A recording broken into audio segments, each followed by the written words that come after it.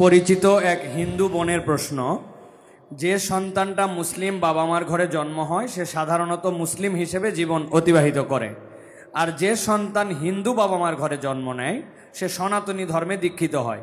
এতে মানুষের তো কোনো হাত নেই, স্রষ্টার চাওয়াতেই তো সে হিন্দু ঘরে জন্ম নিয়েছে। মুসলমান না হলে তাকে কেন জাহান্নামে যেতে হবে? তার জন্য ধর্মান্তরিত হওয়া কি সহজ কথা?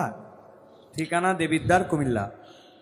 ধন্যবাদ। যেই হিন্দু বোন প্রশ্ন করেছেন সেই বোনকে আমি বিনয়ের সাথে বলতে চাই, আল্লাহ রব্বুল আলামিন আমাদের প্রত্যেককে বিবেক দিয়েছেন।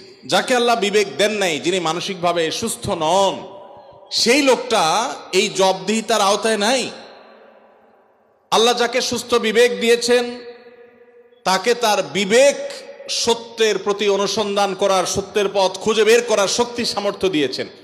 এটা ঠিক যে মুসলিম পরিবারে জন্মগ্রহণ করার কারণে একজন শিশু একটা অ্যাডভান্টেজ পায় ইসলাম গ্রহণ করবার জন্য। একজন শিশু তিনি অন্য ধর্মাবলম্বী মা বাবার ঘরে জন্মগ্রহণ করার ফলে সে এই অ্যাডভান্টেজটা পায় না, এটা ঠিক। কিন্তু আল্লাহ যে তাকে বিবেক বুদ্ধি দিয়েছেন, সেই বিবেক বুদ্ধি খরচ করা তার কর্তব্য। তার কাছে ইসলামের দাওয়াত যদি পৌঁছে থাকে, ইসলাম যে একমাত্র সত্য ধর্ম, সেই আহ্বান যদি পৌঁছে থাকে, আল্লাহ কোরআনে বলেছেন ইন্নাদ-দীন ইনদাল্লাহিল ইসলাম, ইসলাম হলে আল্লাহর কাছে একমাত্র মনোনীত দিন। আল্লাহ বলেছেন ওয়া ইয়াবতাগি গায়রাল ইসলামি দীনান ফালা ইউকবালা মিনহু, যে ব্যক্তি ইসলাম ছাড়া অন্য কোনো ধর্মকে দ্বীন হিসাবে গ্রহণ করবে সেটা আল্লাহর কাছে অ্যাকসেপ্ট হবে না। এই যে অ্যাকসেপ্টেড হবে না দিন ছাড়া, অন্য ইসলাম ছাড়া অন্য কোনো কিছু, এই দাওয়াত পৌঁছার পর তার দায়িত্ব হয় তার বিবেককে খরচ করা, এটা আসলেই সত্য দিন কিনা সেটা অনুসন্ধান করা। সে এতটুকু যদি না করে তাহলে সে তো আল্লাহর কাছে দায়ী হবে। হ্যাঁ, যেটা আপনি বলেছেন যে অমুসলিম পরিবারে জন্মগ্রহণ করে ইসলাম গ্রহণ করা কি সহজ কাজ? না, সহজ কাজ না, কঠিন কাজ। আর এই কঠিন কাজের জন্যই তো তার বিনিময় এত বেশি যে সে যত পাপ করেছে আল্লাহ তাআলা এই কঠিন কাজটা করার কারণে তার সব মাফ করে দিবে। আল ইসলামু ইয়াহদিমু মা কানা ক্বাবলাহু, ইসলামের আগে সবগুলো আল্লাহ তাআলা মাফ করে দিবেন, কারণ সেই কঠিন কাজটা করেছে। মুসলমানকে তো এরকম আল্লাহ তাআলা তার পুরো প্রোফাইল ডিলিট করে দেওয়ার মতো কথা বলেন নেই। এটা নতুন ইসলামে যারা আসবেন তাদের জন্য রয়েছে। আর যারা খ্রিস্টানদের সম্পর্কে আল্লাহ বলেছেন, আহলে কিতাবদের সম্পর্কে, যে তারা যদি ইসলামে আসে তাদেরকে ডাবল সওয়াব আল্লাহ তাআলা দিবেন। কষ্ট হবে, ফ্যামিলির বিরুদ্ধে তাকে যেতে হবে, এই জন্যই তো আল্লাহ তাআলা এই রিওয়ার্ডগুলো তাকে দিচ্ছেন। আল্লাহ আমাদের সবাইকে হেদায়েত লাভ করার তৌফিক দান করুন।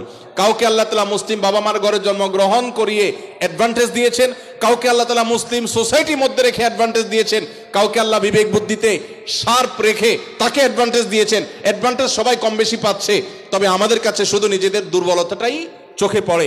আল্লাহ আমাদেরকে হেদায়েতের পথে পরিচালিত করুন, বলুন আমিন।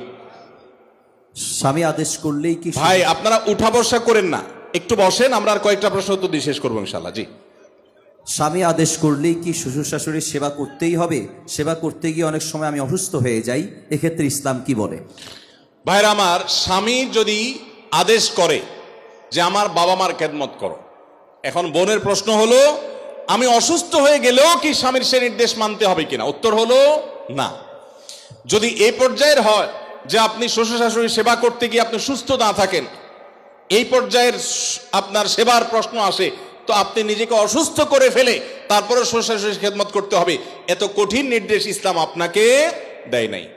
তবে এ জাতীয় ইস্যুতে আমি অনুরোধ করব, কোনো ভালো বিচক্ষণ বিদগ্ধ আলেমের কাছে দেখা করে উভয়ের পরিস্থিতি পর্যালোচনা করে অ্যাসেসমেন্ট করিয়ে তারপর সমাধান নেওয়ার চেষ্টা করবেন। কারণ এখানে আপনার কাছে যেটাকে মনে হচ্ছে বাড়াবাড়ি, আদতে সেটা খুব নর্মাল বিষয় হতে পারে।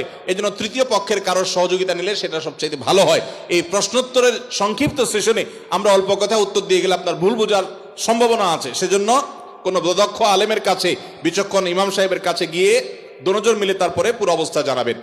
শরীয়ত মৌলিকভাবে মেয়েদের জন্য শ্বশুর শাশুড়ির খেদমত করাকে ফরজ ওয়াজিব করে নাই, কিন্তু স্বামীর প্রতি তার যে শ্রদ্ধা ভালোবাসার দাবি আছে, সেই দাবি থেকে যে স্বামীটা সারাদিন আমার সংসার সন্তানের উন্নতির জন্য কষ্ট করে, সেই স্বামীটার অগোচরে তার উপরে কর্তব্য তার বাপ মার সেবা করা। তিনি যেহেতু আমার কাজে গেছেন, আমি তার জন্য একটু হেল্প করলাম, তার হয়ে একটু কাজ করলাম। তাছাড়া মা বাবার মতো বয়সী মানুষ, তারা যখন আশেপাশে তাদের সেবা করার মানসিকতা থাকা দরকার। কিন্তু সেই সাথে এটাও ঠিক যে আমাদের সমাজে অনেক শ্বশুর শাশুড়ি আছে আস্ত জোয়ান তাগড়া সুস্থ সবল, এরপরও সে আশা করে বসে থাকে বৌমা সব করে দিবে। এটা খুব বাজে একটা অভ্যাস। অনেক শ্বশুর শাশুড়ি আছে তারা মনে করে বৌমা ঘরে আসছে মানে হলো কাজের মেয়ে ঘরে আসছে, অতএব আমাদের এটা বাই ডিফল্ট পাওনা হয়ে গেছে। এটা খুবই বাজে একটা উদাহরণ। শ্বশুর শাশুড়িদেরও আল্লাহর কাছে বিচার আছে। তারা জুলুম করলে, সীমালঙ্ঘন করলে তাদেরও দায় আল্লাহ তাআলার কাছে থাকবে। নিজের মেয়েটা, তাকে দিয়ে কোনো কাজ করায় না, আরেক ঘরের মেয়ে আসছে, তাকে দিয়ে সারাদিন গাদা খাটনি করা, এটা জুলুম।